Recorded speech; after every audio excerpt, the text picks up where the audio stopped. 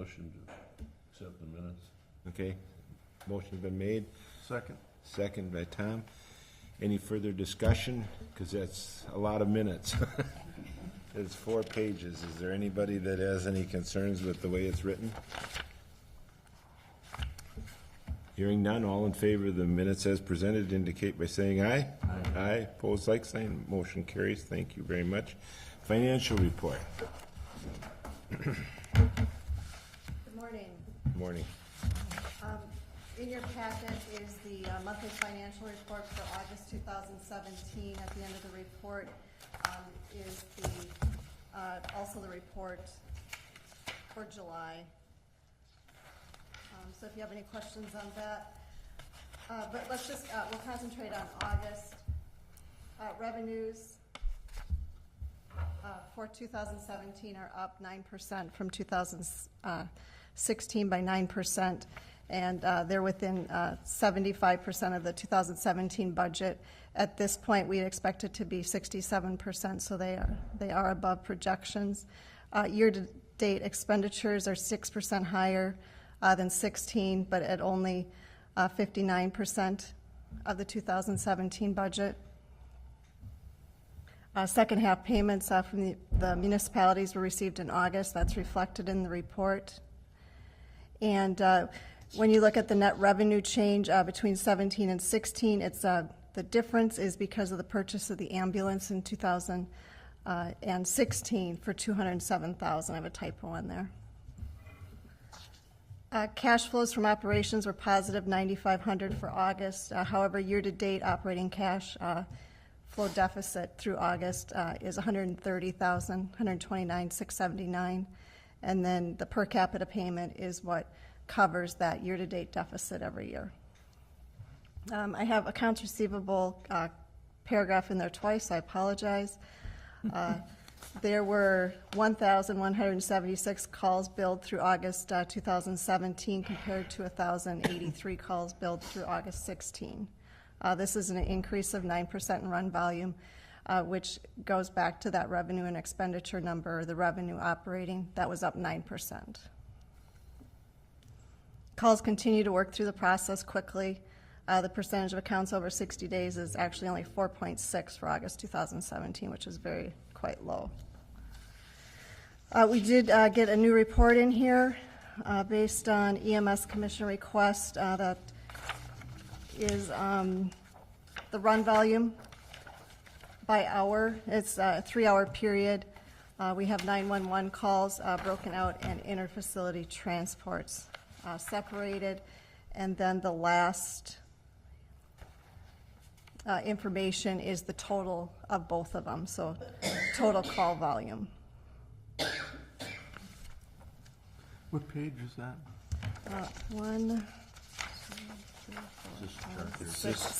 Page 7.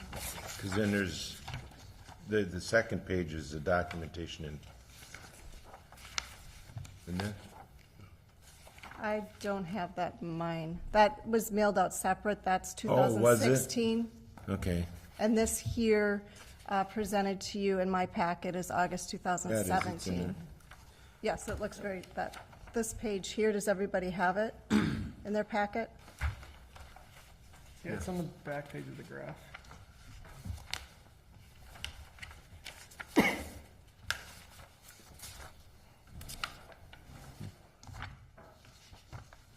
Yep, and then we graphed it on the page before. And this is the first month of retrieving this information, so what it's telling us is Thursdays, for whatever reason, are our highest call volume days.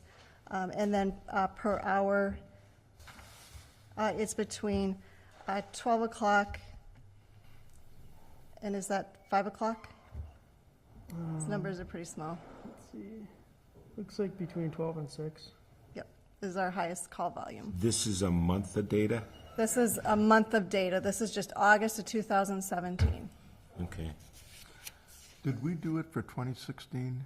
I thought something was sent out. Maybe it was this before. Yeah, we did We did, 2016. We did. Yes, I Yep. sent that out Yep. earlier. Okay. Yes. I think the recollection, Brandon, is that the numbers for 2016 are sort of in line with what we see for August Yes. of 2017. Yep. So do I understand from this that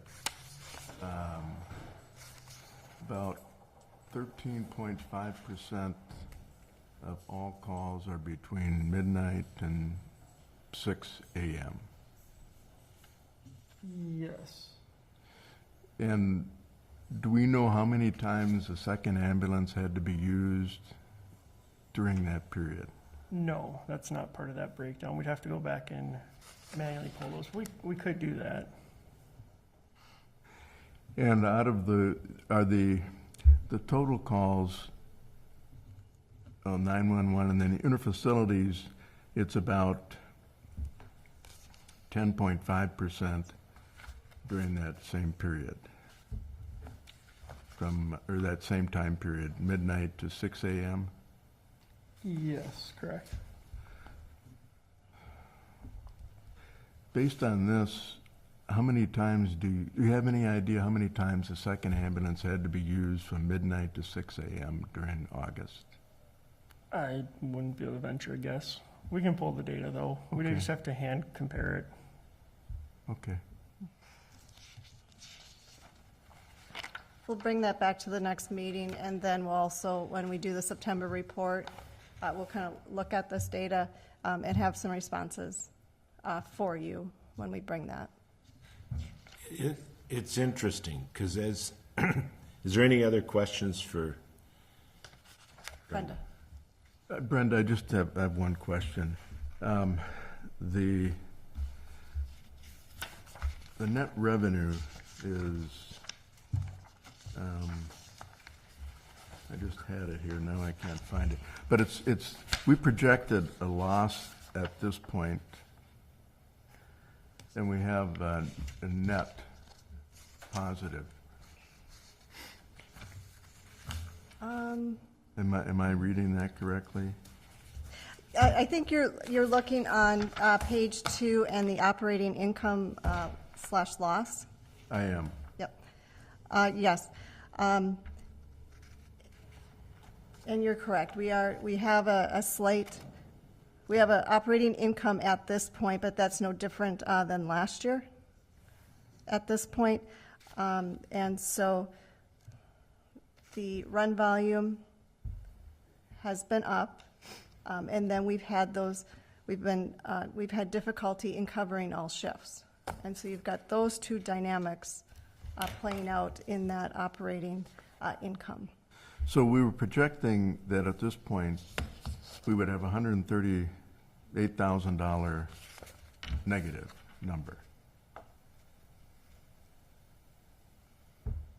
No, that's the budget for the whole year. Yeah, Correct. I know, Yes, but yeah. at this point, But we would Correct. have a loss. don't we almost every year have this issue? And- What I'm And is that just the budgeting process? Can you help me with that? If we were able to fill all shifts, we would have a loss at this point. Okay. All right. And so Okay. we've had salary savings. And that's what I wanted to bring up next, is the numbers are skewed both directions, both in income, because we've given up transfers, and labor expenses, because we're not filling shifts. So when we look at these and we're looking at percentages, it's a little bit misleading when we look, because last year was severely bad. This year isn't a whole lot better with labor, which means when we look at a percentage and say, well, we're at so-and-so percent of the budget, it's a number that's skewed because we aren't filling the shifts and we aren't getting all the transfers that we potentially could have, correct? Correct. So we just need to remember that, that's all. So how does it, Brenda, I don't know if you can answer this question, but, so we've got two things going on. One is that we're not paying what we should be paying to fill all the shifts, right? Correct. We're not, yes, because we don't have somebody filling that shift. Right. Correct. And then on the other hand, we've got a loss in revenue because we're not able to do some interfacility transfers. So how does it work out as a positive or a negative over the year?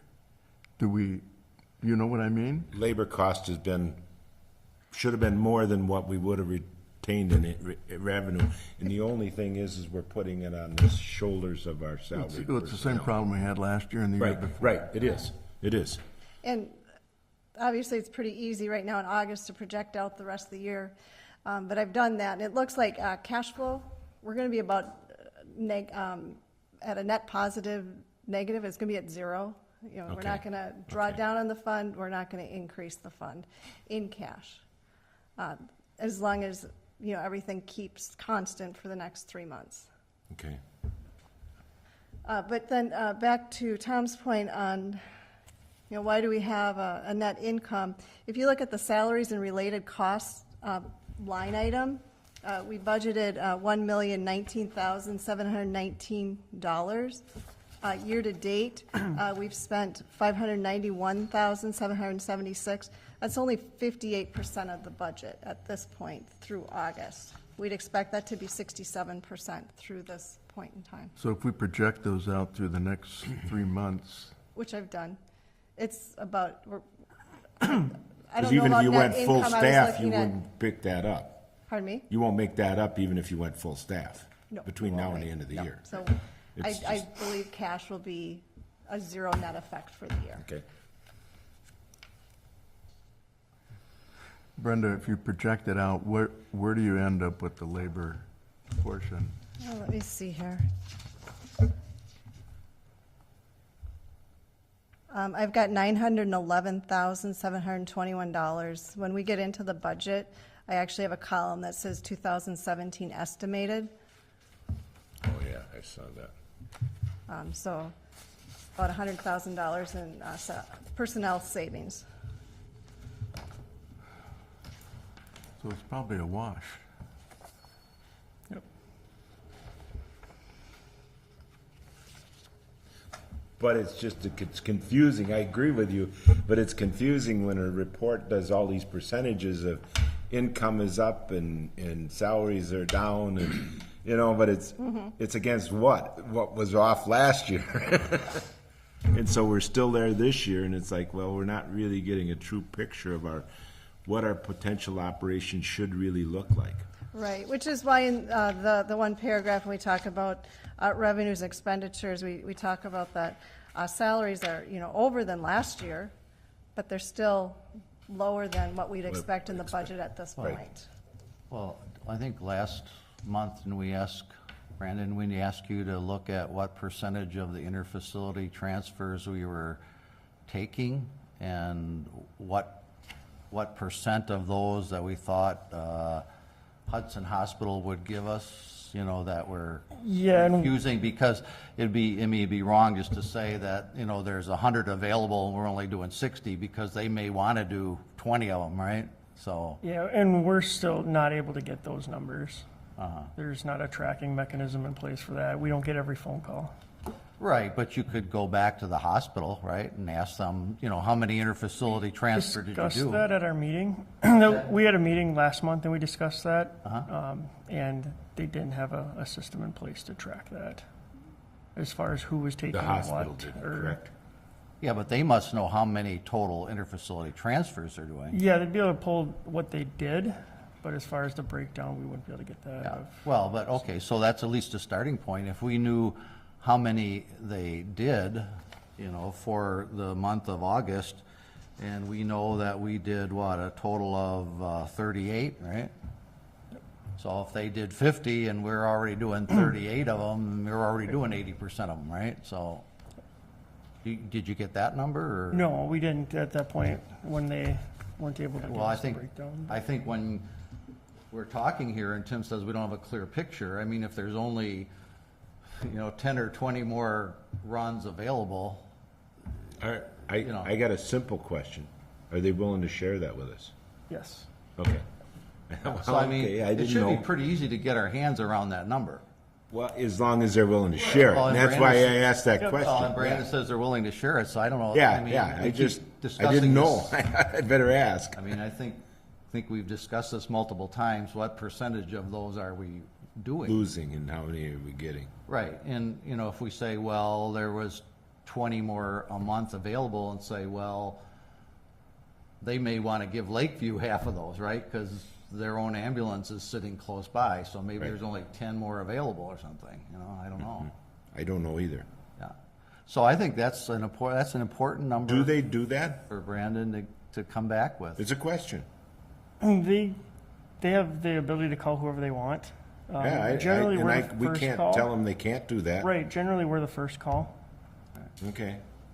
so. But ultimately, there is no contract in place or anything like that. They Yeah, can call and whoever they. We're not an whoever they choose. exclusive zone, so So- they can do them. All right. So what we're asking, just so we're clear here, what we're asking Brandon to do is say, find out from the beginning of this year till whenever you get the data, right? How many interfacility calls they did and what percentage of those we did. Okay. That should be an easy number to come up with. Okay? And then going back to Tom's initial question about, you know, the staffing between midnight and 6 a.m., I mean, take 30 days in a month, we only did 24 runs in the whole time period, and you do a little division, we're doing during that period 1 run every 7 hours. So you can't be running too many ambulances, you know, unless statistically you just fall, you know, they're all falling in the same hour period. So, I mean, we can't be running 2 ambulances very often at night when you're only doing 1 run every 7 hours. I mean, I'm looking at this, Tim, and I know during exactly. August, we did 24 runs, Yeah. right?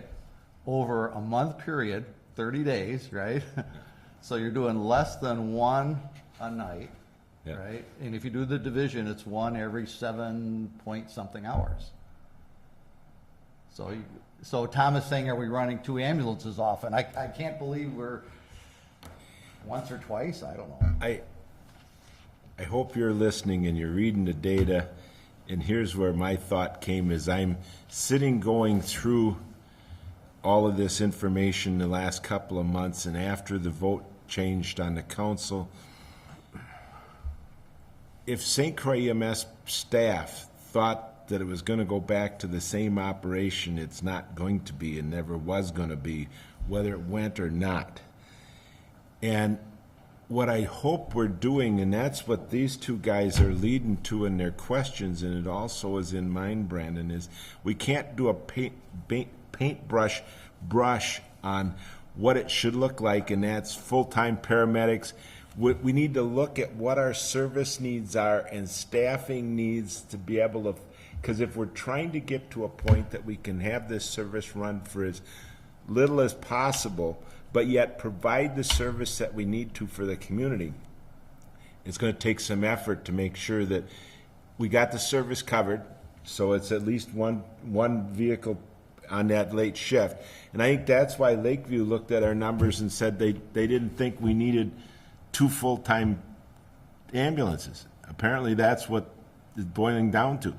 So if we can't afford it, theoretically, we shouldn't be having 2 full-time ambulances sitting here on that second shift and not using one, literally every day almost. You know what I mean? Just a thought. So as you're moving forward and looking at what our staffing model needs to be, we need to take into consideration what the needs are for our, if you will, customers who are the patients that we're hauling, you know?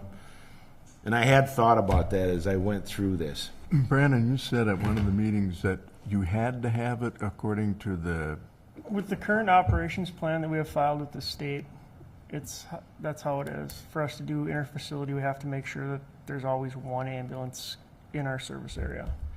Right, but it wouldn't have to be people sitting at the station under a new plan, right? The No, second it one would- could Could be you have a people- backup on the It second? would have to be scheduled. Yeah. So, Right. But yes, I mean, we can look at being more creative with that. Okay. And that's all I'm asking that we do. Yep. okay.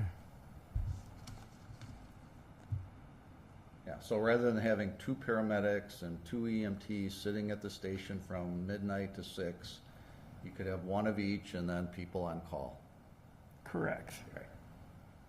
which could significantly reduce wages. Yes, we'd have to rework the numbers, but yes, that's an option.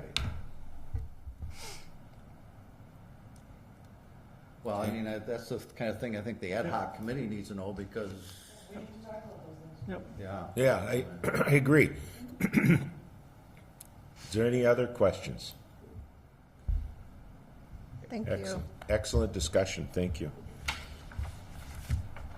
Ad hoc committee update. I had a request, Joyce, from one of the residents that were watching this. When you and Jim would discuss thing out in the audience, they said they couldn't hear you. So they asked that you approach the mic when you talk. I never even gave it a thought because we can hear you in here, but if they're watching the tape, they can't. We did not meet since the last meeting, so Okay. there is no update at this time. Okay, thank you. Thank you for coming to the meeting to do that. Discuss possible action on an out-of-service area rate. So we decided $200 at each service level would be added onto the bill for the Okay. out of service, and that's based on the $19.25 per capita fee. What our loss would be. So what they're not paying per capita, that $200 would make up for that, based on their run volume.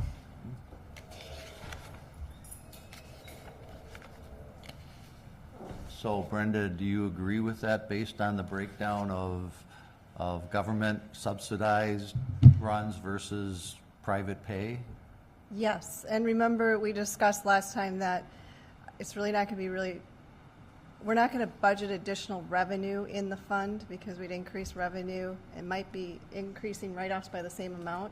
So we think the net effect might be zero. It might be more. But remember, it was a reason to charge it is to get the discussion started with those residents of why their rates were higher. Okay, thanks. Thank you, and I agree with that. I'd like to have a motion to approve this. So moved. I'll second. So our motion is what? To approve an extra $200 per, Category of billing for Out of service area. out-of-service area. okay, so that's the motion, okay. I'll Se- second it then, Jim already did. so. Motion's been made and seconded. Any further discussion? And the discussion I would like to have is we need to send a copy of this to Warren Township. Okay. And maybe just send them a copy of our minutes and highlight it so that, no, just send them a letter. I think we Tell should- them, I just think we send them a should send letter them a and tell letter. them that Right. says that we agreed to increase because they are not part of our funding process and therefore all our residents will be receiving We'll be charging an extra extra $200. $200 Yeah. per run. I agree, I think we should. You know what I mean? So we need to get them noticed that Right. this is happening now. I you think a know? letter is more appropriate. I than just agree, a than the copy of minutes. notes. Okay. Any further discussion? All those in the favor of the motion signify by saying aye. Aye. Opposed, like sign, motion carries. Discuss possible action on 2018 budget. In your packet was proposed 2018 budget. It's just a draft copy. It's what Brandon and I have been working on. It certainly can be changed. But in that budget, per the discussions at the last meeting, it does include the 8% increase in rates and the 10% increase in run volume over 2016. Municipal contributions at this point are at $19.25 per capita. We received the population estimates in August, and the population between the four municipalities is about 27,906 people. Staffing, as we've been talking about, we can certainly refine this. But it's to have 2 paramedics and 2 EMTs on each shift, 24/7, 365 days per year. Paramedics, they will go to the mandatory 48 hours per week, and so there is overtime in the budget for those paramedics. In order to, if your staff and 2 ambulances, 365 days a week, it comes out to you need 17,520 hours for the whole year. And so the full-time paramedics will take 12,480, part-time 2,820 hours, and then there will be some backup medics that'll be paid per shift, 2,820, and that's to cover vacation time for those full-time paramedics. We have the EMS director, the operations supervisor, the administrative assistant in the budget. The EMS director and operations supervisor, they're not shown in the numbers to be taking shifts. So if the commission wanted us to lower some of those hours because we were expecting them to be in the ambulance certain hours of the day, we can do that. And then, as has been in the past, there's a quarter of an FTE that's from administration, finance, and IT that's allocated, and that's been consistent in the past. We have $8,250 in salary expense for all calls, staff that third ambulance. Motor fuels we have in the budget at $21,100. For capital, Brendan can talk about that. Yeah, capital is just going along with that 5-year plan that we presented earlier in the year. So we'd have 1 ambulance that'd be due for a remount at the cost of about $100,000. Replace one of the chase vehicles when it gets to 100,000 miles. It's currently at 75,000. And then the power stretcher to go in that new ambulance. Our current one is about 7 years old. We'd be replacing that. And then upgrading our current radio repeater that's old. That's our internal channel, not to be mistaken with the county equipment. Brandon, is the 2010 is the third ambulance? Right now it's in the front, just because we're working on getting the miles up. It's already over 100,000, and we know that's slated for replacement. No, I mean, you got 3 ambulances. Yes. And is the 2010 ambulance the third ambulance that Yes. you use? Yep. So how many runs does that ambulance do a year? Did 55 that it was out at the same time. We rotate them though, so the amount of runs done by each unit is relatively similar. Okay. We don't just, mothball one of them. It's not just sitting there. It gets Not a good rotated through. idea. Yeah. The model that you're having, I was surprised to see that we had a replacement for the Explorer.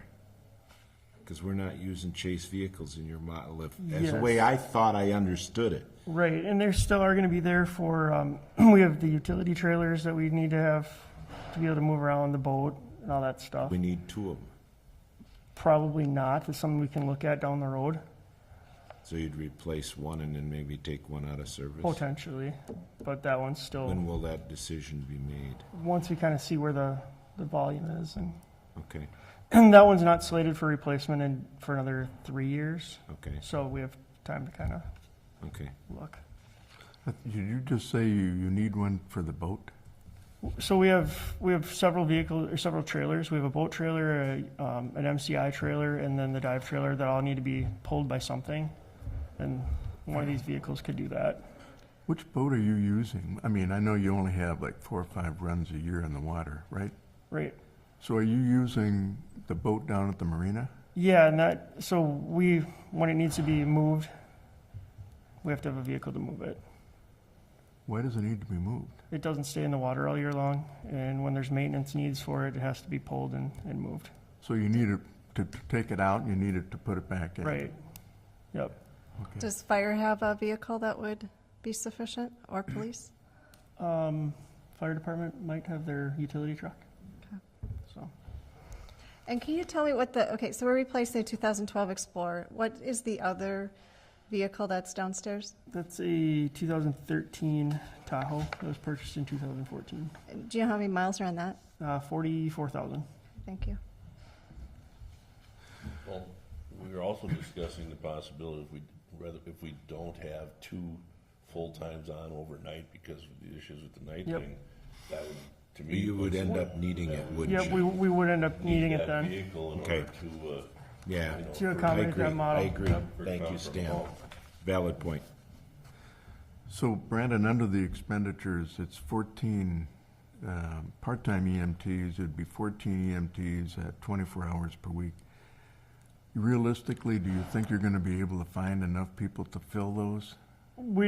For the 14 at 24, I don't think they're all going to do 24. We'll probably need more working 12 a week. But the number's still going to be the same. We still need that 17,520. No, I understand that, but I'm just wondering, I'm just concerned they're going to be able to find enough people. I think we'll be okay with that. We've taken on 5 in the last month, so I think we'll be okay there. Part-time paramedics, EMTs. EMTs? Yes. Okay. I was surprised when, some time ago, we were talking and we were looking at moving. I turned to Brandon and I said, so what would the service look like? We wouldn't have any need for EMTs once we switched, if we stayed. And he said, no, we'll actually use more EMTs. And I was shocked to hear that. You know what I mean? And so he had to go on to explain to me why. Yep. Yeah, because You the hours and The hours and everything. It was like, really? Okay. Any other questions? Yeah, I just would like to understand that with this staffing that's being projected for next year, what does the service look like? I mean, to get to the model that you've projected, right, of having 2 full-time paramedics and 2 full-time EMTs on staff, right, at all times, right? We're talking about like 8, right? 8 it was full-time paramedics? the total ended up at 9 at 5 9, years. okay. Yep. So now for next year, we're talking about 5. Right. So what does the service look like next year with this model? So as we discussed during the negotiations, we'd add 1 full-time position a year. So it'd be filled with the part-time, and backup would fill those open spots. Basically what we're saving, it's the benefit savings. We're saving on benefits each year. So the positions would be filled, I mean, it would still be two on at a time. It's just it wouldn't be a full-time employee. Yeah, but you can't make that up with part-time paramedics at 2,800 hours. I mean, if I do and maybe I'm way off here. I mean, if I do the math here, and you got 5 full-time paramedics at 48 hours a week, that gives you 240 hours a week, right? Right. Which is 34 hours a day. Okay? And you need 48 hours a day, right? Right. All right. So 48 hours a day means you need to pick up another 14 hours a day. So does 2,800 hours give you that 14 hours a day? Yeah, if you look at the actual breakdown, we did it by year total. So you'll see that we end up with the full-time covering the 12,480. And then the additional hours would be covered by the part-time and backups.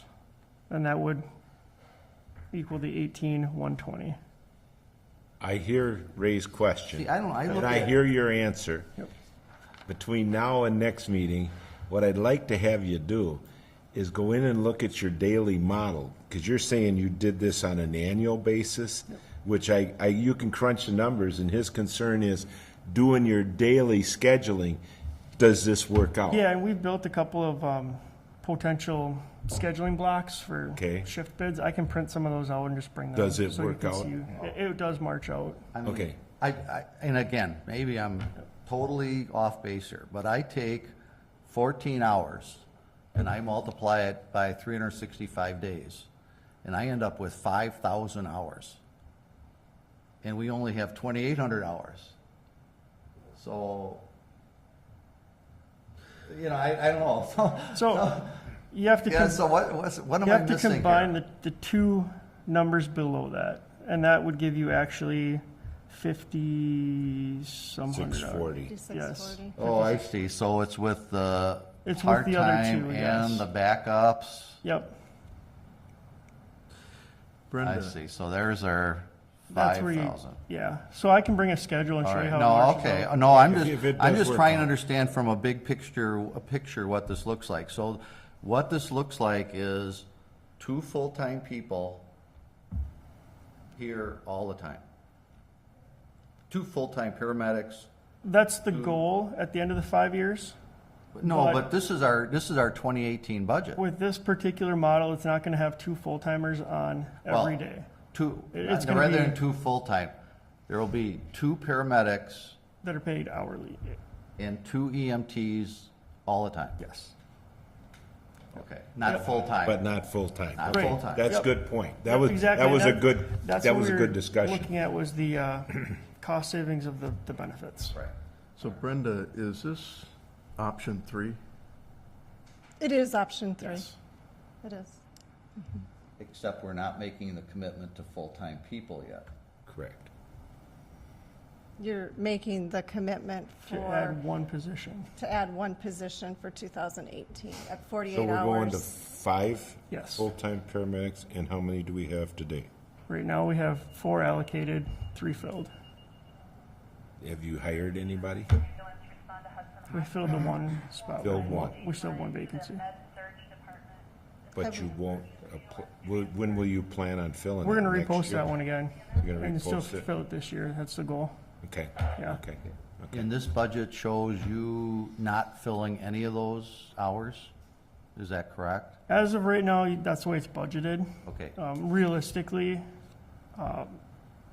I'll be part of that equation. Well, let's say not even realistically, do you think that you should be spending a portion of your hours actually doing runs? Or do you think Yes. that, okay, But what percentage? I think it should be less than obviously what we have been doing because it does Right. take away from the administrative side. Maybe a quarter time would be good. Uh-huh, But as of right now, it's really cutting into the admin stuff. uh-huh. So, Okay, so I think that's an important thing because that cuts the budget too, right? So if we say that you should be spending, and I don't know who can come up with that number, 500 hours or? we just have to be careful how we do it because in the past, we switched it to the admin staff being the backup crew and it greatly interfered with operations. And we've addressed that a couple times at the meeting. So if we plan on a quarter of it and we have some sort of dramatic changes and it ends up being 50%, we just have to know that there could be some other effects. Yeah. Well, I'm just looking at, based on this budget, I mean, what was our per capita this year, $14? 14's supposed to have been 15. Yeah. 14, Yeah, so now we're talking about going to 1925. 25, 19. So we're From talking, 15, remember, Ray. what's that? Coming from 15 to Okay, 1920. so let's say. Because we So- took 100,000 out of our budget. So we're to going do from that. 15 to 19. So, I mean, what I have to take back to Troy is that we're gonna increase our cost for By the a quarter. service 25%. by, more than 25%. But, but the point of this is, I'm looking in this budget, is no place in here do I see the 50/50. Thank you. It's based on the 2000, it's based on the 2017 contracts. Yeah. Brandon, how many hours are you on pace to do this year? 3,000 maybe? So less than last year, but still too many. Right. If I hear your quarter percent, you should be at someplace around 2,500. Yeah. Okay.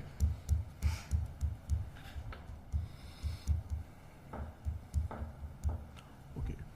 And even then, that's a high number, because some of those could be done during the daytime. Correct. You shouldn't have a full 500 outside of your normal scheduled day. Yeah, some of it could be daytime. Okay. Anything further on this? Well, budget-wise, I mean, has there been any discussion by the ad hoc or city council, whatever, the 50/50 model that we've presented? I mean, that's a big number. I mean, that's just, thanks for your time and your effort, and we don't want to address that, or? It hasn't It's been- on our agenda, isn't it? Yeah, it's on the Why don't we agenda wait later. and discuss that as number 10, Stan? If we could go to page 3, to the annual budget, and there is a column there we'd been discussing as part of the August financial report, what we were thinking we were going to look at for 2017. And in that fifth column over, it shows the net income I'm projecting now to be 64,000 compared to a net loss that we had budgeted at 67. Okay. And then cash, there's, $193 positive.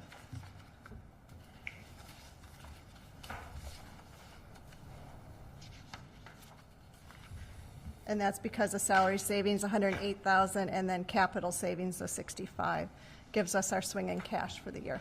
I'm sorry, Brenda, what page is this? Page, See, we don't have any page numbers. Yeah, what is I'll put the, page numbers on next time. It looks like this, it's budget summary. what's the title of it? It says annual budget, the fund summary. Fund summary. Oh, this one, right? I got it. Okay, I was Yes. looking for something that said budget on it. Okay, fund summary, yeah. All right. I'm sorry, Brenda, can you repeat what you just said now that I have it in Okay. front of me? When we were talking about the August monthly financial report, we talked about what's the projection for the year. And on here, we've got two columns, the 2017 budget, the 2017 estimated.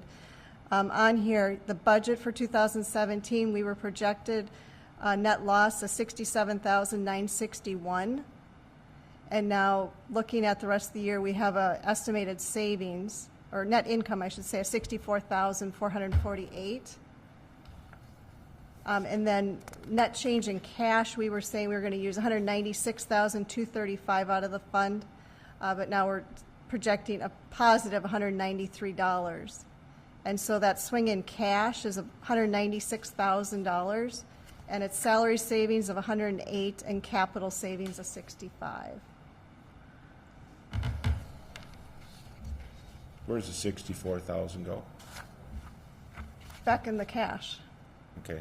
Yep, and then the 2018 budget column there, the last number on the bottom, cash end of year, 503,287. And that's what is allowing us to stay in the target that we're hearing of 500,000. Okay. Okay. And when we do any budgeting with that equitable, we need to make sure that this cash number stays in that $500,000 range. You know what I mean? Correct. We really haven't been budgeting based on that since And we I've been should. here, Yeah, and I I agree, don't and know we should. before. Yeah, we didn't. It just fell in there, and that's why I wanted to have that discussion, because if we're doing something like fire where you pay it back, well, we shouldn't be necessarily doing that. We need to calculate what cash is so that we have enough for payroll.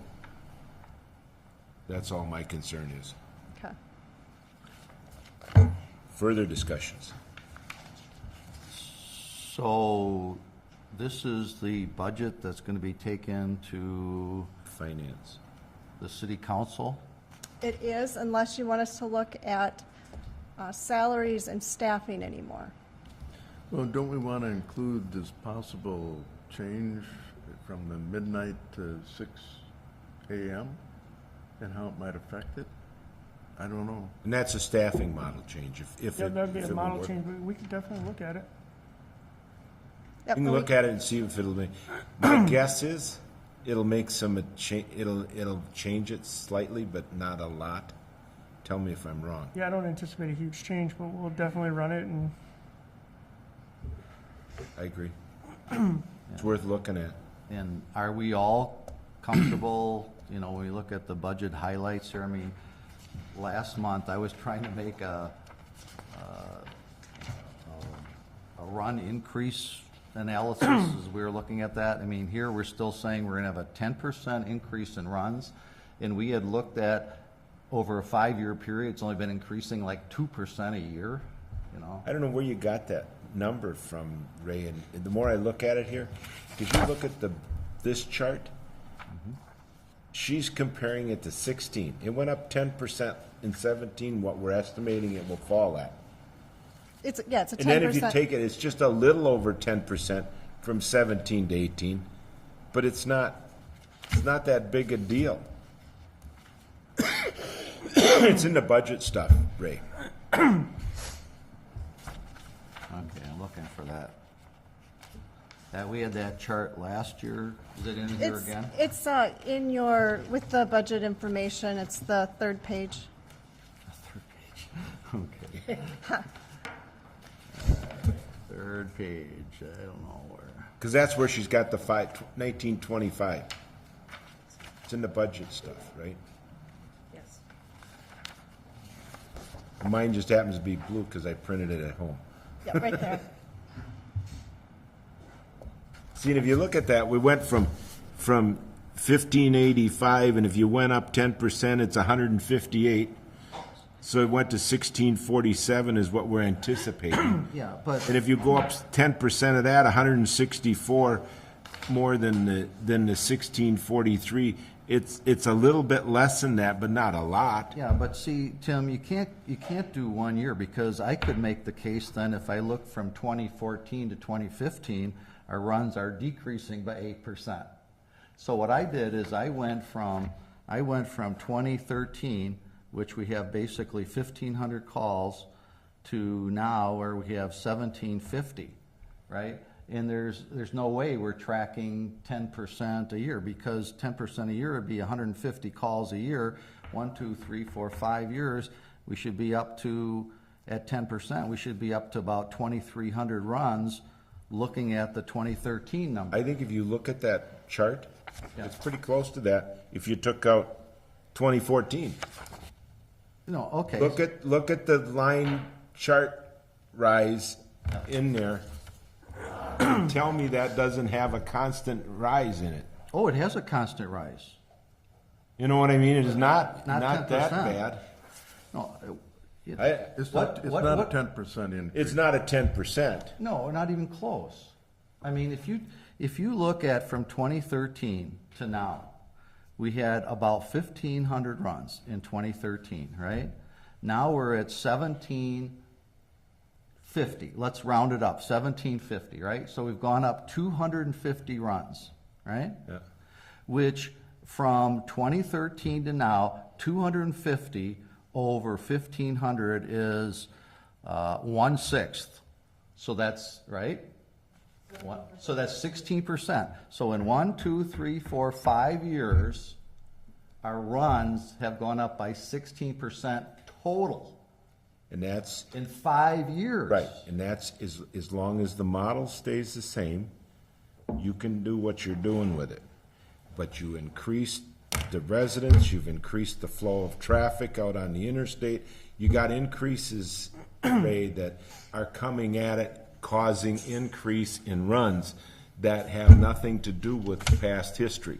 And some of the projection is based on being at full staffing, and the numbers Right. that were. So, yeah, So if you don't have the Okay, And so that's where we let's, saw the so decrease. let's round it up and say, in the last 5 years, our run total has gone up by 3% a year. Let's double it. That's 6%. I mean, we've tripled it. Our projection, and if nobody else agrees with this, I'll just drop it. But, I mean, basically what we're saying is that we are agreeing that our run total is going to be triple in increase what we've seen over the last 5 years as history. That's what we're agreeing to. No, Well- no, because you go, it's 10% over Microphone. 2016, not over 2017. Oh. Yeah, well, like I say, if you look at a 1 year thing, we're Jake, but if you look at a long-term thing here, it just doesn't add up. But the growth in the community isn't factored in there, which, by growing a lot of the senior, places or the, Yep. Yeah, I the, mean, we're, different hotels and different things that are going up, that has to, be Has an effect. part Growth of is the, part of about- the discussion. 2%, right?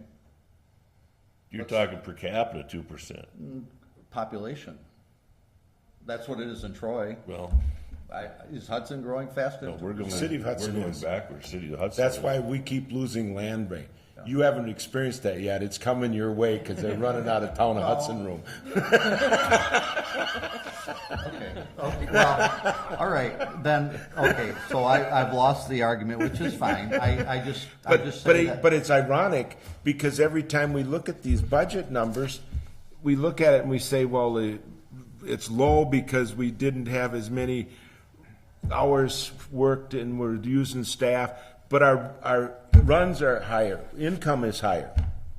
So we've always underestimated on our income side. Maybe we're finally allowing for the right estimate, Ray. Could be. I don't know. Well, see, I don't that- have an answer well, for say. okay, I don't have a but crystal see, ball. But that's my problem. We've for months have asked how many runs are we losing, and we're still we're asking the same question this month. I agree. You know, so it's a little frustrating to say, are we talking about the right numbers? Where every month we say, how many runs have we been losing?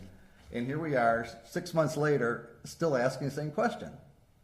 But it's not the only thing. I realize, but aren't you a little frustrated? Not understanding that number? Brenda, do you know how much the city of Hudson grew in the past year population-wise? I don't have it with me, no. Let me see if I've got it in here. If you don't, that's fine. Yeah, I don't. Forget it. Well, you should be able to fairly easily get it because Yeah, I've got it. right every there. year we sit down in our budget and figure out per capita, you know?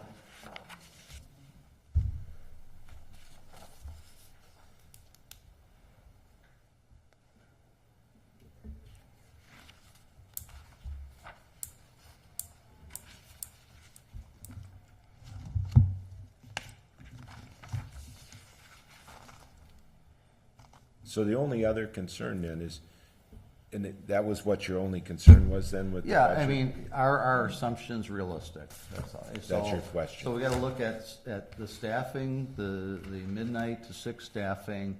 I think is our, In some ways, Growth I would projection. rather have the model, Ray, reflect full-time staffing. And every year we've done that, and we should do that in budgeting. And not say, well, that's not what actually happens. So we're gonna budget for less labor cost because we know that's not gonna happen. And then all of a sudden, he fills all the staff levels and our expenses get way out of whack. Right. So budgets are always wrong. We have to remember that. They're the best guesstimate that we can make at the time we're making it. Budgets are conservative. Yes. Correct. But they're not accurate. If you knew exactly what it was, you're done with the year and you can fill the numbers in, you know. And with the plan that Brandon's proposing, he feels that he can fill those shifts. Okay. So And then we that's should his- budget for it. Yep, I as as agree. we are. The question was, what has the city of Hudson grown? It grew by 160 residents between what were used last year for budget versus this year, or 1.2%. Okay. all right, so we're actually growing faster in Troy, because our growth is about 2% 2%. population, Okay. so. But it's also the interstate.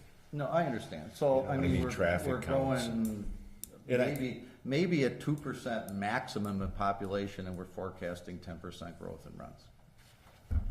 So, whatever. I get. And I seriously wonder if it will affect us, because I've seen it out by our area, because I live out on basically going past the town hall through Burkhart. The traffic levels have dropped dramatically since the new bridge opened. So I got a feeling our traffic on the interstate up we will get less runs out of that with the new bridge opening. Right. And if you go back to 2013 and you look at the run level, it's going up about 2%, which has probably been tracking the growth of our population pretty close. Yeah. So I would say our growth projection in there is triple what it's gonna be. We'll see next year. We'll see. Yeah. Yeah. Next year we'll. It's a valid point, because if we don't, You you take were me out for a right soda if on. I'm right, Tim? Yep, I will. Okay. Thanks. Anything, you want to finish this? I just want to know what, does all the commission, do they want to keep that target of cash in the fund at 500,000? Do you want to, what are your feelings? That's what, 25% of our budget? That goes back from my discussion when Neil was still here. And I said one time, Neil, what do we need in the budget for cash to be able to handle payroll? And that was just, I don't know if there's any science to it at all. It might have been something that said 500,000 would be more than enough to be able to get us through payroll for a couple of pay periods. Well, it'd be enough to get you through payroll for half the year. Then it's maybe a little bit high. What do you think? I don't know. What would be 400,000? Would that be is that still too high? Why don't we do this? Why don't I do some research through GFOA, Government Finance Officers of America, to see what their recommendations is for a fund balance, cash balance, and we can bring that back. Because you want to cover yourself for years that have a bad year. Any capital you need that, because remember, we are supposed to be a self-sustaining entity within the city of Hudson, so we shouldn't be relying on the city of Hudson to cover our expenses if we don't make it. Ward Avenue is not in these budget numbers. Oh, they're not. So we're projecting about 57,000 in expenses that we would be adding based on information that we've gotten back in 16 to use Ward Avenue facilities. We're going to discuss that later, right? Correct. Okay. Do we need to discuss these detail sheets at all or not? Not unless you had questions. No, I don't. Does anybody else have questions on the detail sheets for budgeting? If not, thank you very much. Bless you. So we'll discuss this with the board, with the Ward Avenue stuff, right? Okay, all right. Next item, discuss possible action on RFP for billing company. So right now I'm working on getting the RFP kind of refined and off to Kathy to look over. And then I'll get her input on it, make sure that we're Okay, got all the legalese right. And I'll bring that back to you guys for final look over. so you basically are done with it, Yeah, I have one that I other than Catherine's? revived and made some of our tweaks to. So we'll make a recommendation to council, and council will move on it, is that correct? Well, we could make a motion right now. I mean, is anybody against sending out this for bid? No, I don't see I why. agree. Yeah. Yeah, Right. I mean, how many options are there, Brandon, for billing companies? Tons. is there? Yeah. Okay. Well, I mean, I'll make a motion that the commission recommend to the city council that we look at alternatives for billing for the EMS services. Second. Any further discussion? The only discussion would be, I'd like to see it when it's done, before it goes to, when, even if they already took it to council, I'd like to see what it was. Okay. You know what I mean? Yeah, Just so that right, we see but- what it is. Just for clarification, Ray, I assume you mean to authorize Brandon to send out an RFP. Oh, I thought he would have to take it to the council to get approval to do that. Maybe not. Does he or not? Well, that's what the motion should be. That's Oh, what I'm didn't I saying. say that? I recommend. You said that- look at billing options, and that sounds like Oh, maybe we'd be looking at. Oh, I'm sorry. Oh, I see. Rather than using okay. Yeah. Okay, yeah, I'll amend it. I meant to do an RFP for billing Billing. companies, yeah. Yeah. Sorry, Tom, I misspoke. I'll agree to that revision. Okay? All right. But thank you I didn't know how many were out there. I didn't realize there was, Yeah, the last time we looked at it, not this organization, but as a tri-county group, we had, I think it was 7 or 8 groups that came and presented their services to us, so. okay. Any further discussion? All those in favor of the amended motions indicate by saying aye. Aye. Opposed, like sign, motion carries. Thank you very much. Possible discussion and action on RFP for Ward Avenue remodel. Anything gone So, forward on that? We brought it to city council at their last meeting, Okay. and they voted against sending the RFP out. We are having a special city council meeting tonight to discuss possible space needs and integrating with the fire department potentially. And Chief St. Martin and I both talked with the Five Bugles company that did the fire station study about what our potential needs would be. Okay, The cost of a estimate and budget to build the building, David Gray said, would probably be about $60,000. okay. So instead of spending that money for something that we may want to change, that's when we got this discussion going of maybe discussing it with fire, so we wouldn't waste 60 on something that we may not need. And that meeting's at 5 today. Okay. The only concern I have, and I serve on both commissions, is I don't believe you're less than 5 years away from a new fire hall. Which means anything you're doing with St. Croix EMS is 5 years in this facility and 5 years with the fire department over there. Because you gotta acquire land for a building, and you're gonna have to build get everything, worked out, do the specs out, bid it. You might get it done in 5, and if you can get it done in 4, I think it'd be amazing. And the only reason for bringing that up is I'm concerned that you're pushing it out just a bit too far. Well, we're looking at using Ward Avenue so we don't have to buy land. I wasn't sure how much we And could talk we're, about it, but we're, yeah. we're looking at doing it this way so that we can get it started, Tim. That's why we're doing it. That's why we're having a meeting today at 5. And when Scott brought it up, and which I thought was interesting, because I wouldn't have ever considered this, he said you'd be probably better off if you put St. Croix EMS in Ward Avenue and you built the fire hall for just the fire department, and in 5 to 10 years, you sit down and look, because we don't know what St. Croix EMS is going to look like in 5 to 10 years for sure. We got some estimates of what we don't know what the fire department's going to look like in 5 to 10 years. And what Scott felt was you probably could integrate, make sure that your fire hall, whatever you're going to build, has expansion capabilities. And then once you know for sure what the full-time staff for St. Croix EMS and the potential full-time staff that you might need to be doing for the fire department looks like, then you build the physical facility to handle that and not up front now do all the planning for that. That's all. That's all I'm making sure that as you're discussing that at 5, you discuss all that. That's all, Tom. That's why we're meeting with both Scott and Brandon and anybody else that has Okay. input on it. That can be here, Tom.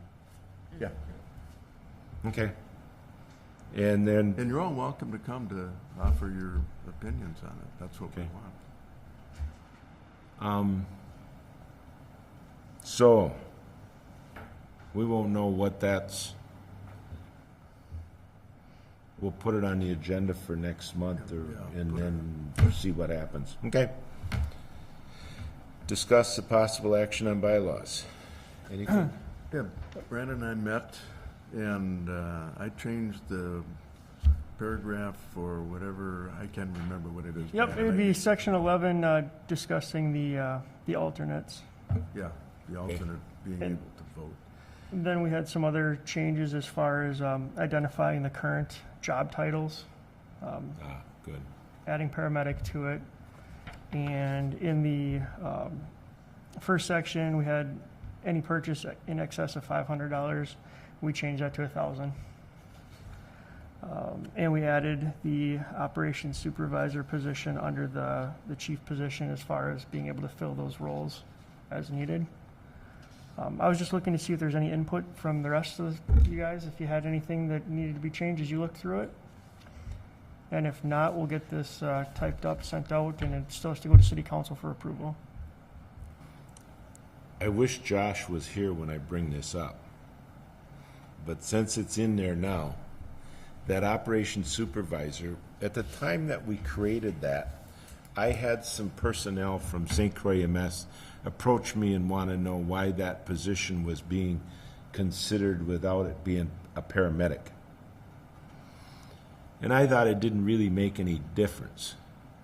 And since then, as we started to see things rolling out, I can see the value to that position being a paramedic versus not being. What's your thoughts on whether that should be a paramedic position? I think there's value to it being paramedic when it comes to being able to fill shifts. Other than that, what he's doing right now is Doesn't require it. it doesn't. No, the only value would be able to cover the hours.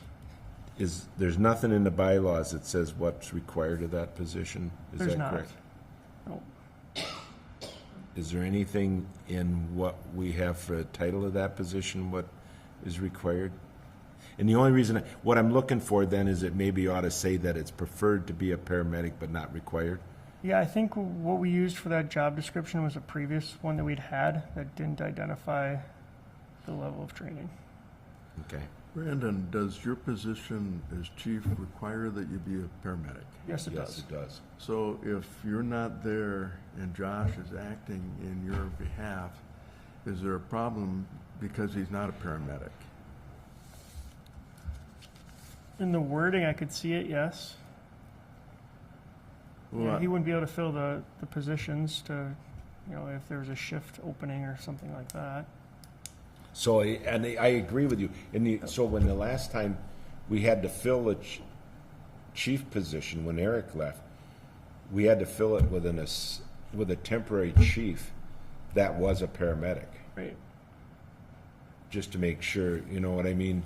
That's when we took on Kim as an interim chief after we replaced Eric and then went through the process of interviewing. And then previous to me being hired, Josh was the interim as a EMT, so That could have been a potential problem, couldn't it? with the way the job description's written. well, it's just an observation. I just don't know Yeah, if it it's... is, and if it's- that's if all it it's- was, or not. I didn't know how the rest of the commission felt about it. It was just something that I thought about. Well, I think as we're moving towards a 9-person full-time paramedic staff, it sure makes sense that your operations supervisor would be A paramedic also. paramedic. I mean, It's just something that, and I've talked to Josh about it, and there doesn't seem to be any urgency on his part to pursue that. Yeah, I think he would do it given the opportunity, but as far as getting the opportunity right now, It's too much part-time. right. Okay. Okay. Any further discussion on the bylaw changes? What's your thoughts on how to proceed? Do we want to, I'd like to read them before Yeah, I'll I type it up approve as we have them. I'll have Joanne get it out to the commission, Okay, and then if there's any changes that need to be made, let me know, and then we'll get it to council. I think we discussed having the changes in italics. Yes. They are. Okay, Yes. so we can see. okay, good, thank you. So we'll receive those and we'll put it on next month's agenda? Yep. Okay. I just And wanted if to make sure anybody has change- any okay. questions, make sure you just contact him and review it with him to see if, because I'd rather have you do that than get here to the next meeting and go, oh, what about this? And he can't answer it here. I'd like to be able to, next meeting, approve the bylaw changes if we can. Okay? Thank you. Both of you, thank you very much, Tom and Brandon. Discuss possible action on how to more equitably share EMS costs. Who wants to handle that? I'll come up to the podium. Add a woman.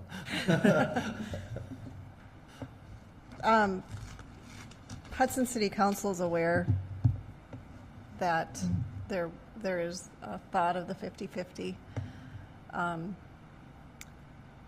And there's just been that kind of discussion as we went through January and through June, that we we knew that that could be presented to the city of Hudson. I think the town of Hudson made it real clear back in February, if this was not gonna go to Lakeview, we expected the 50-50 agreement to occur, and we've actually put that in a motion. And therefore, I think, and so John asked me outside of the meeting last time. He said, you guys mentioned with the fire contract, when we did that in 2011, we spread it out over 2 years because it was such a big hit. And the other municipalities were willing to do that. And I said, yeah. He said, would you take 3 years on this one? And I didn't have an answer, and I've thought about it, and the answer is no.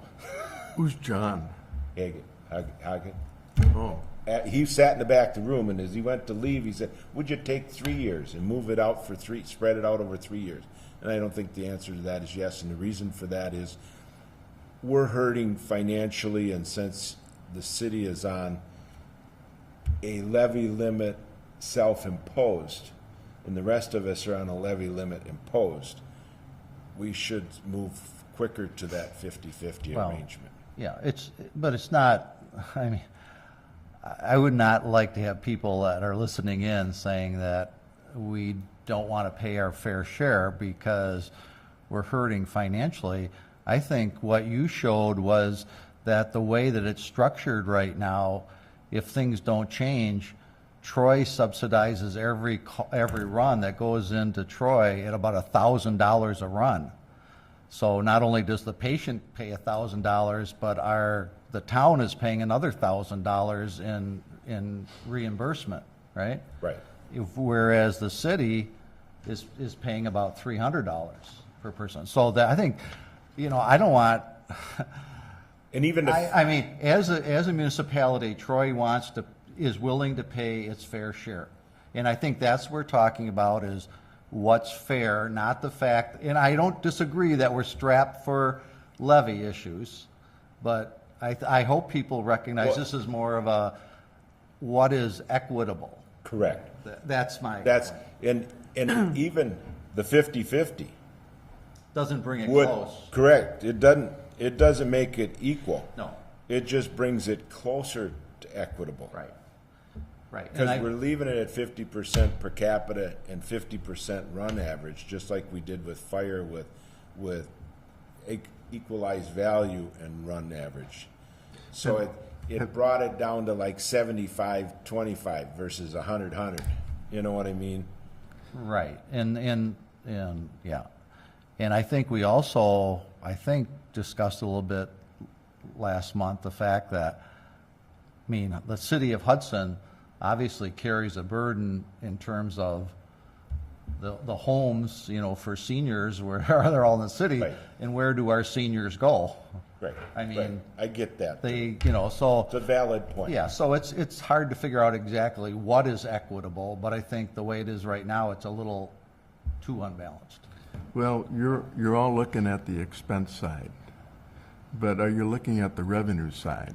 The fact that Hudson allocates land for hospitals and nursing homes and senior care facilities allows our service to charge a much higher rate, the highest rate for interfacility transfers. And have you thought about that as part of your calculation? Yeah.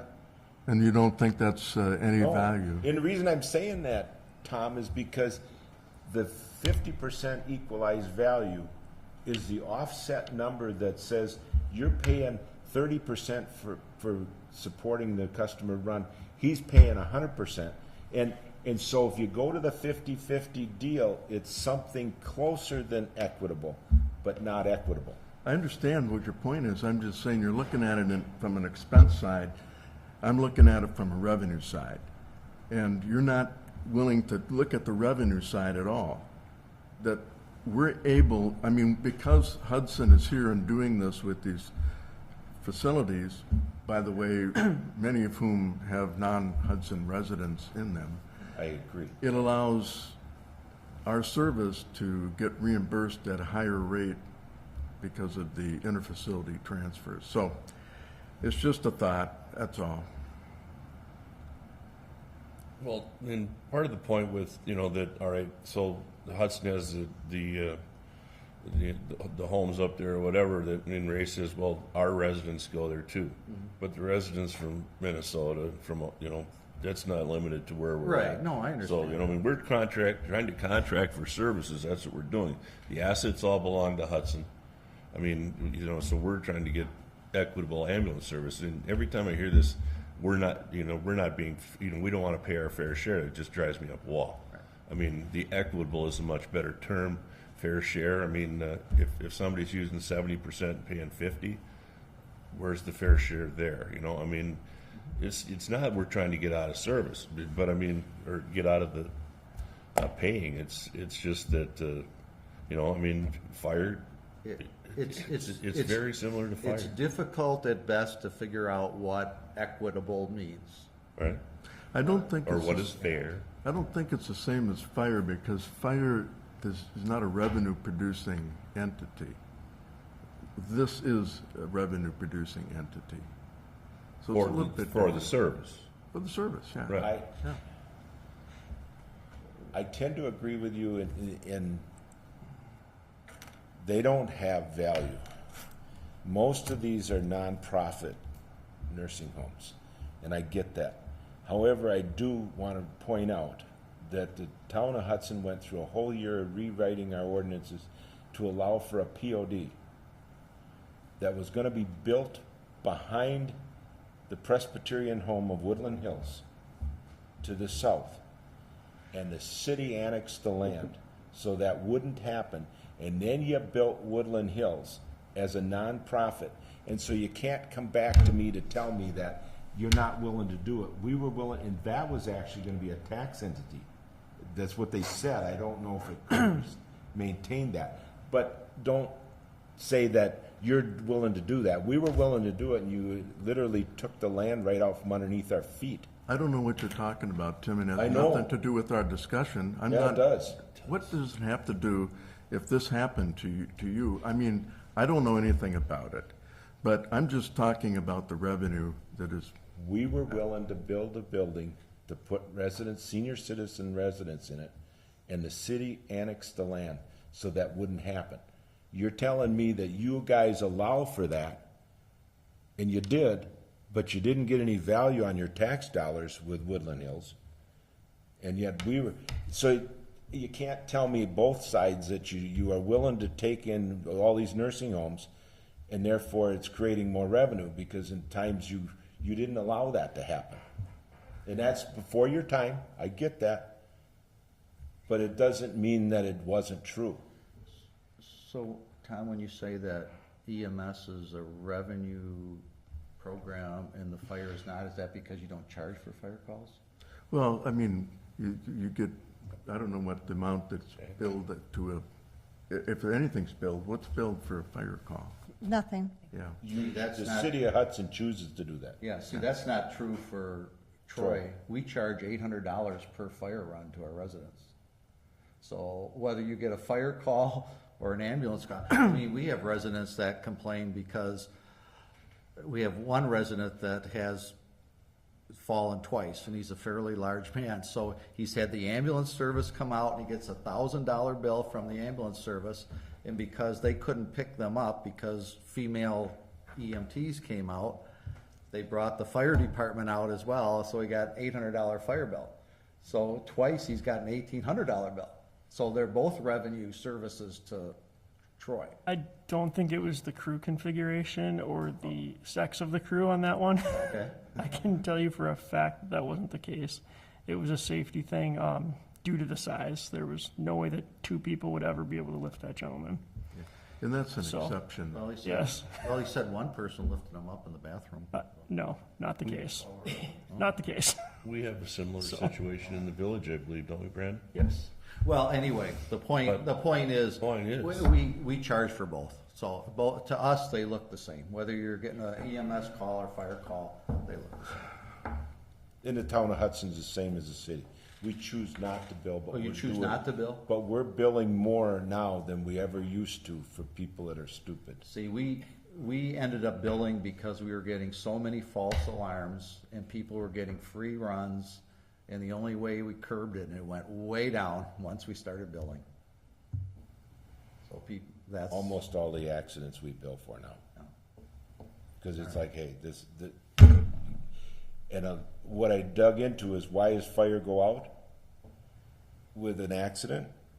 To clean the intersection and do traffic control. So it's like, well, did they really need to be there? But it doesn't matter. That's what the process calls for, and they go out. So they had the accident, they get the bill.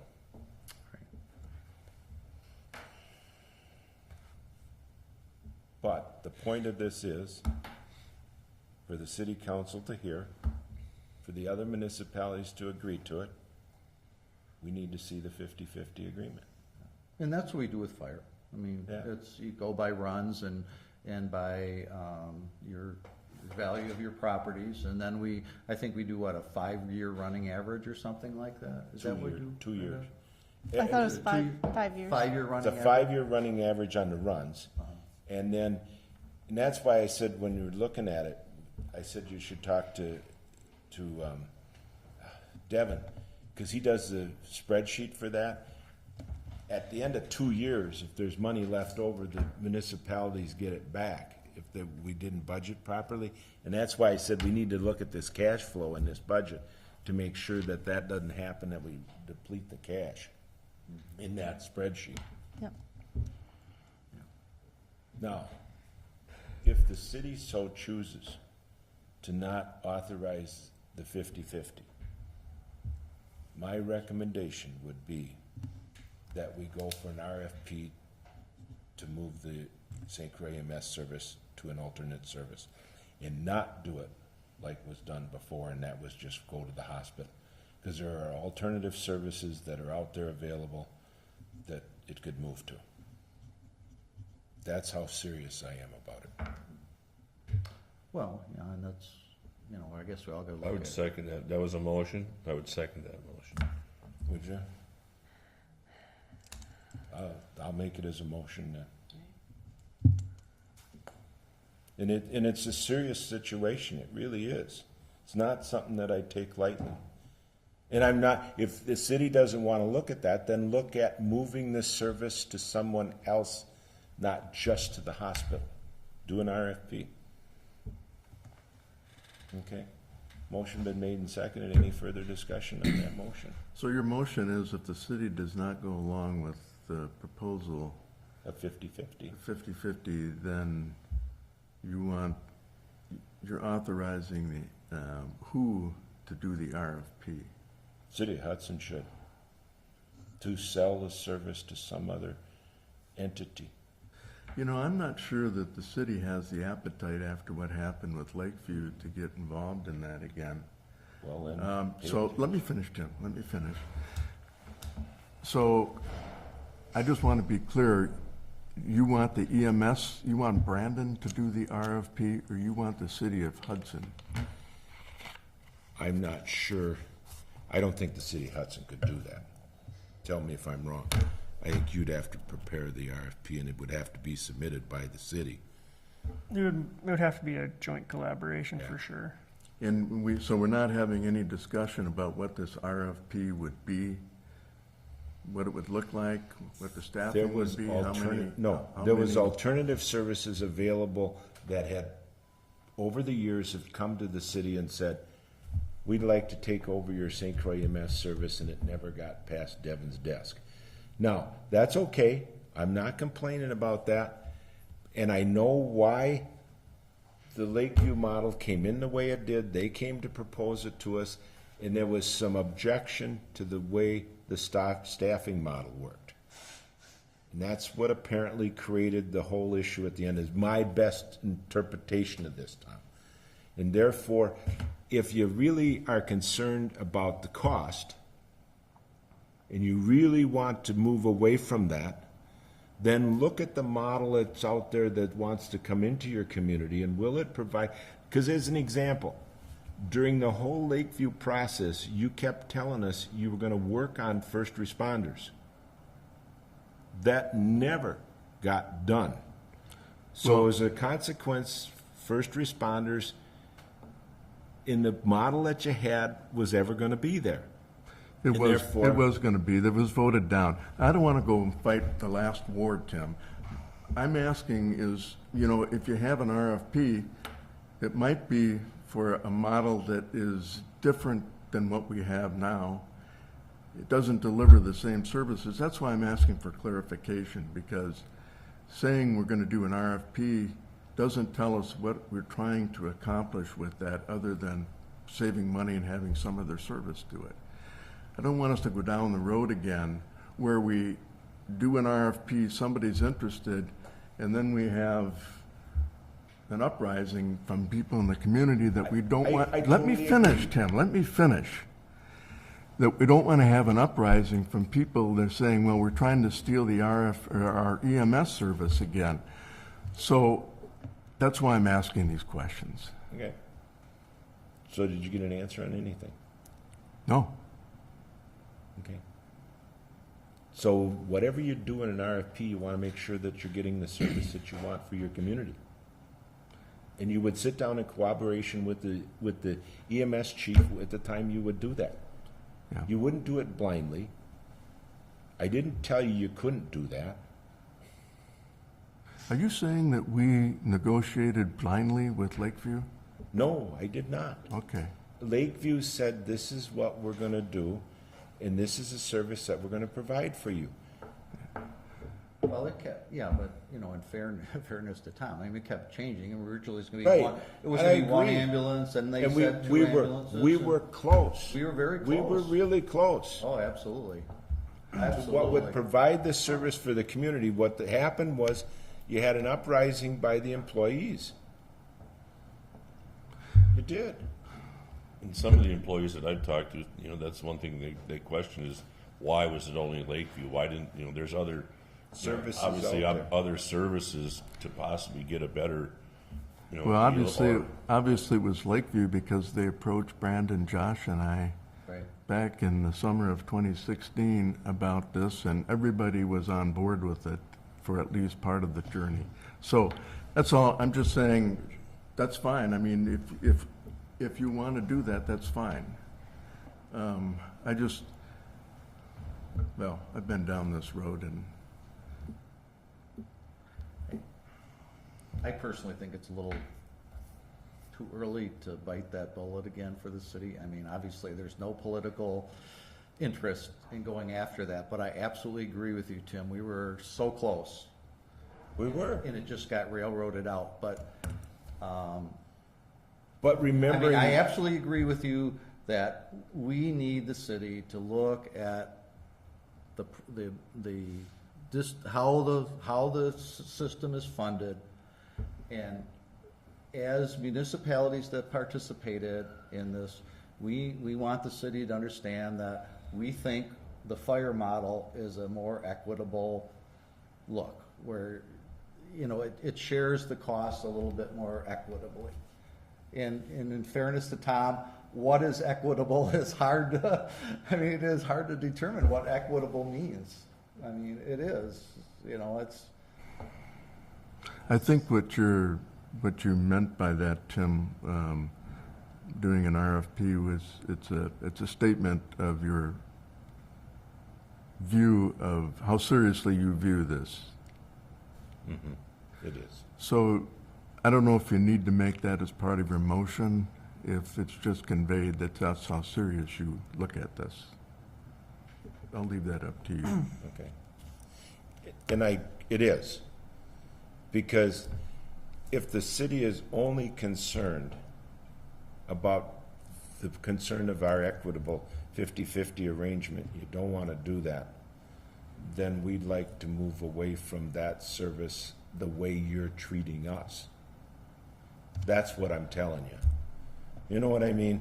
And what I heard during the discussions for the negotiations from other employees was, why haven't we looked at other services that have provided a request to purchase St. Croix EMS? And so if the city doesn't want to consider that as inequitable, I will do something different. I will convey you and Stan's feelings when we discuss this.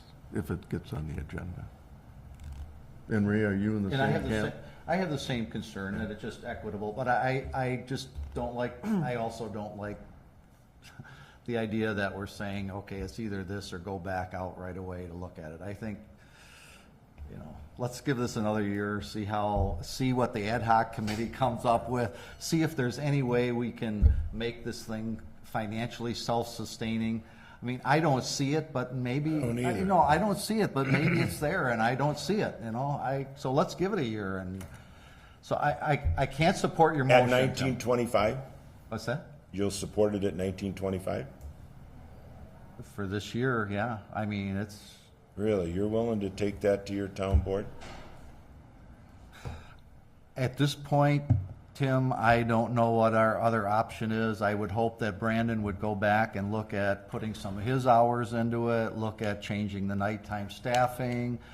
If Brenda looks at the Let's say it gets it down 500,000, to- if Brenda looks at the 500,000 and we agree that 400,000 works, I mean, if you cut $100,000 out of cash, that'll take a couple dollars off the per capita there. Do I want to take back a 30% increase to my town board and say we're going to go to 1925 when we're paying River Falls $10? No.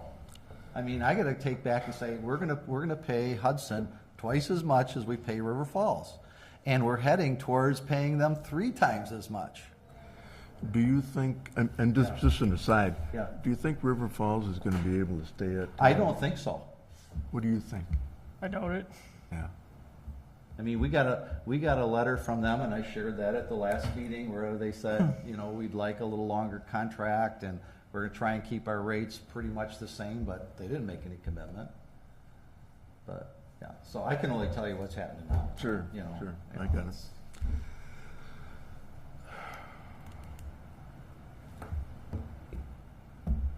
So call for a vote, you know, you have a motion and a second, or you can withdraw your motion, either way.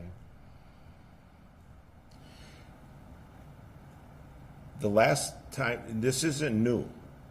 This has been brought up many times, and Burchell wouldn't even take it to finance. And as a consequence, I'm a little bitter, Tom, because I felt that the city doesn't think it's important that we feel there's any inequity in that costing sharing. That's what upsets me more than anything, Tom. And that's what our concern is. And I almost hear you telling me, well, maybe we'll discuss this and maybe we won't. That's not what I said. I said, kind of heard that. well, what you heard is not what I said. I said, if it gets on the agenda. I don't control the agenda. I can suggest it. But maybe we can do this. We can have it on the agenda as a discussion item, and we can convey what your strong feelings are about it. Okay. Would that be something that would I'm be? okay with that. Well, but then we gotta consider a 5-year contract too. What's that gonna lock us I'll in? tell you what, why don't you guys do this? Just give a memo with whatever, you know, or send me an email with, this is what we want you to discuss on finance. Okay? I mean, you said the 50-50, but then you said a 5-year. Well, it Well, is part of our 5-year is what we have contract. right now. Yeah, so is there anything other than the 50-50? No, that's, Okay, all right. to me, that's why, you know, I mean, our council was thought it important enough that we had our treasurer worked and drew up the proposal, I mean, and came down and presented and. Right, and I thought it and, was an excellent job, and it's right in that Excel program, what's been suggested, and it follows the fire department's model, you know? And I would agree with Tim, it can make you a little skeptical, because when I was on this commission 10 years ago, we were discussing the same thing. Yeah, it isn't new. It isn't new, you know, it's not new, so. We'll get it on the agenda, okay? Thank you, yeah, no, that's, So what are you doing with your motion, Tim? I'll withdraw it to the extent that you promised to discuss it. I said I'll get it on the agenda. yeah. So Yeah, I think that's fair.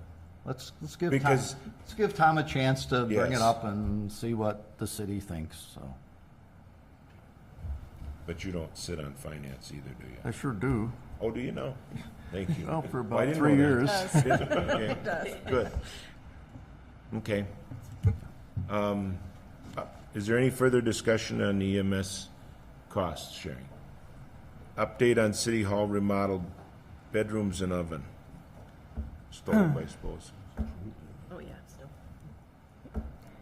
All right, so we did get the approval to go move forward with doing some remodeling downstairs for a short-term fix.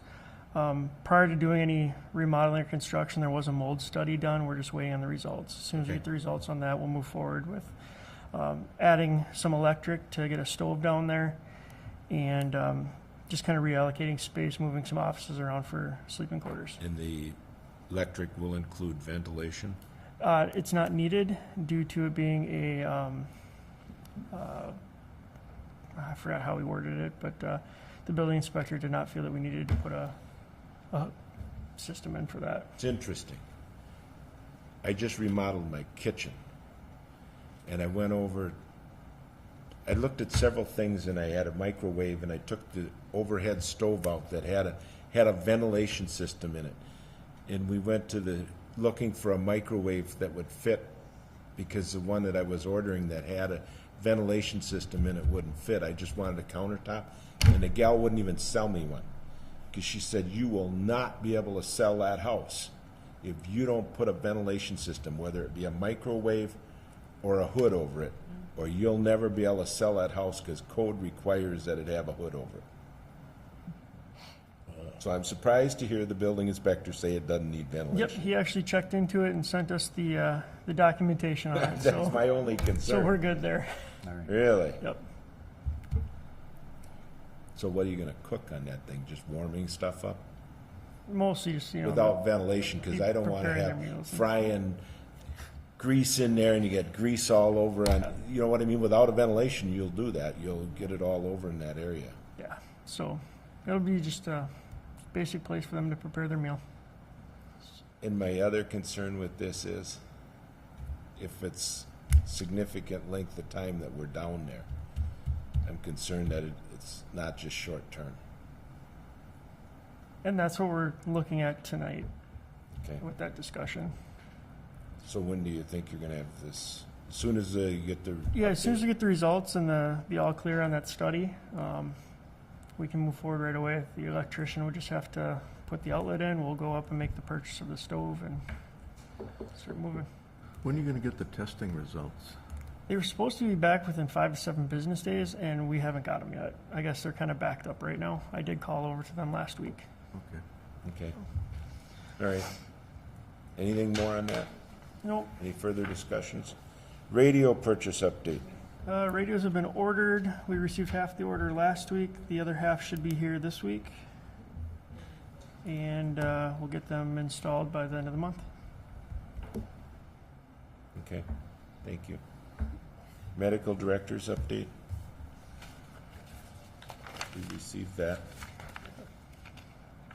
Nice job. It's interesting that most people, I don't think, know or understand opiates. And The it's, general population doesn't. no, it's become a huge problem. Okay, chief's report. All right, I have a bunch of things this month. First off, August was a record month for us. We had 185 total calls. Last week, we did have 2 vehicles that went in for repairs. We had a significant cost, around $3,000 for the repairs. 500 of that was preventative maintenance. There was a 4,500 mile service, 45,000 mile service on one of them. The 3 Zoll monitors that we are upgrading have all been shipped out to Zoll. We have 3 loaners here right now, and they're getting the upgrades and should be back within a week. Okay. And our 2 new monitors have been ordered, and we should be getting those by the end of the month. We have 3 of our EMTs that are taking the advanced EMT course in Menominee right now. They should be done in December, and that'll give them a little more ability on the level of care they can provide. We have 2 casual medics that are out on leave right now. One of them should be back next week. Hers was a non-work related injury, and the other is going to be back at the end of October dealing with some family issues. We do have some of our new EMTs that have been cleared to take shifts on their own. Recently got an application for a casual paramedic spot that I'll be following up with. And last but not least, we had a fundraiser this past weekend out at Big Guy's Barbecue. It was well attended. Just want to thank everyone that attended and helped with the fundraising activities. And that's all I have. What's for that you. going to be used for? That's going to go into the nonprofit that was created for supporting us. Okay. So Do you have any idea what they're going to use it for? it hasn't been allocated for any Okay. particular item yet. Okay.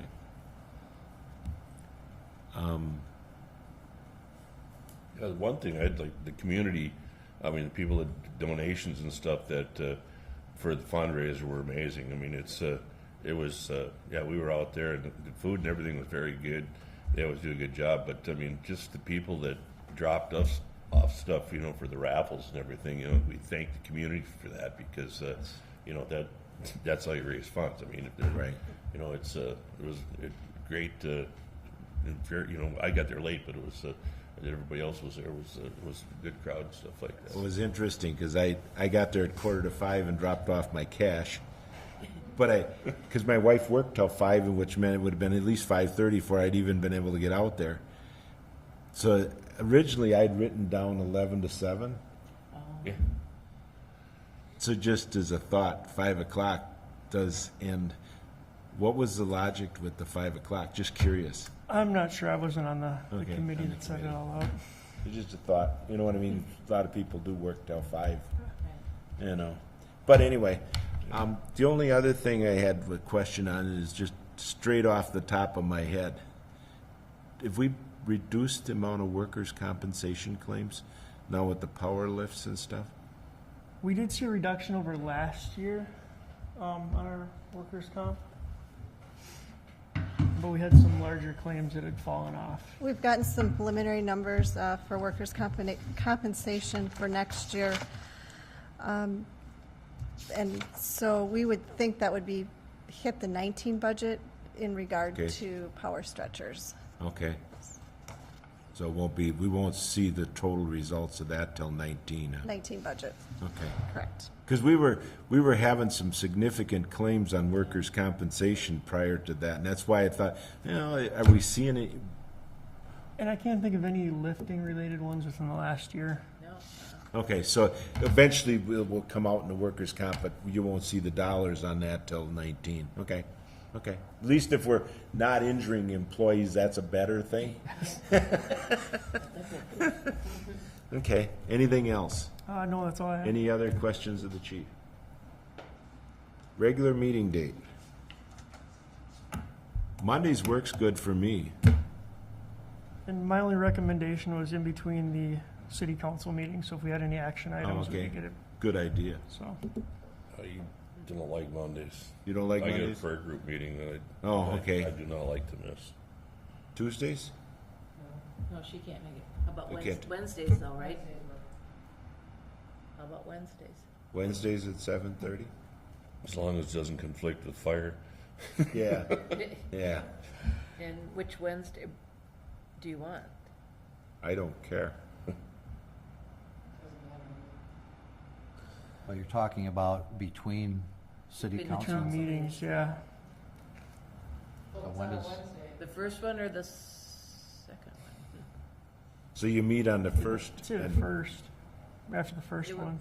Yeah, the first and third Mondays. Mondays. so it would be the second or fourth is what you're telling Yeah, me. so second Wednesday of the month. Second Wednesday. Yeah. Well, it depends on what's it gonna be? October? 11th, I think it would be in there. This would be going forward, Tom, as a regular Oh, occurring. yeah. And the only difficulty I have to doing that is I looked at this on the agenda. We usually would work around everybody's schedule to meet, to make sure everybody's here. Yeah, that's tough. This doesn't do that. You mean Wednesdays don't do it? No.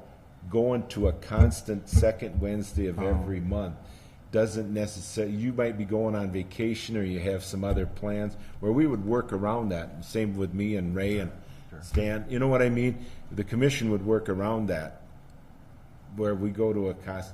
Maybe what we do is we say we will meet the second Wednesday of the month at 7:30 unless there's a conflict with the commission members.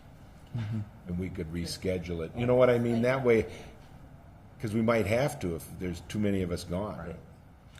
Well, if the bylaws are approved to have somebody, An alternate. Sit- Oh, an alternate, it really doesn't matter, does it? Yeah, that's true. That's true. so anyways, the next, what are we looking at, Joanne, I for don't know, I that? didn't bring my phone. Wednesday, the 11th? Wednesday, the Is 11th, the October second. 11th Okay, October 11th then, at 7:30. does that work?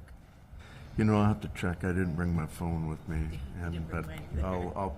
I'll let you know if it doesn't. Okay. Future agenda items. Well, we should be able to nix 5, 7, 11, and 12. Otherwise, I know, are we into all of these same agenda items? That looks pretty good, Ray. I agree. No, we were bringing number 7 back for, Well, Yep. well, all we're gonna, I think what Tim asked was, we just got a copy of the RFP. We don't necessarily need to discuss it. We don't have to right? make a decision on it. So, yeah. Matter of fact, you can just send that out to us. Just email us a copy or whatever. Yeah. I mean, when we get answers back. When we then we'll need- discuss the budget, Yeah, 6 should still be on there, right? yeah. And 10 needs to be on there as part of 6. Because it's, you know, it directly affects our budget in the other municipalities. Yeah, well, I can't imagine that for 2018 that's gonna change, but it's possible, I suppose. I'd like to have that happen. I hear you, Tim, but that's pretty fast, you know?